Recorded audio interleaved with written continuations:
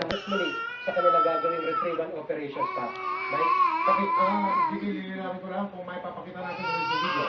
Nakunan ng video na yan na tinatalihan ng mga technical diver, yung aeroplano, para may angat.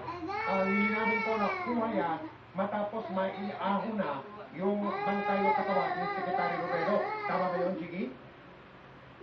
Tama yun, Mike. Ito yung second team na, second group na ito ng mga technical divers na dahil kumpirmado ito na yung lugar ay sa tingin nila kaya na nila buong aeroplano ng iaangat.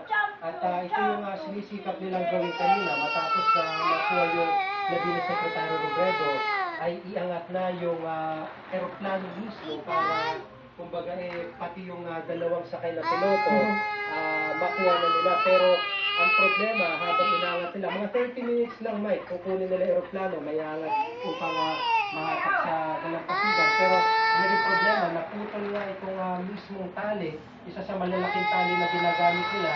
Kaya ito naging problema kung bakit pansamantala isinagpaliban. At bukas babalikan nila yung site na yan para makuha nila yung mismong buong aeroplano. Right? Maraming salamat, Jiggy Malika.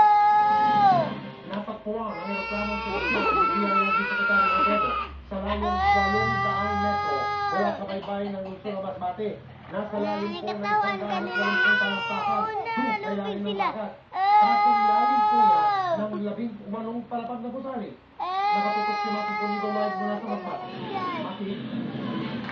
Alam mo, Mike, ay naging emosyonal nga itong si DOTC Secretary Mar Rojas nang humarap siya sa media kaninang umaga para ibalita na natagpuan na ang labi ni DILG Secretary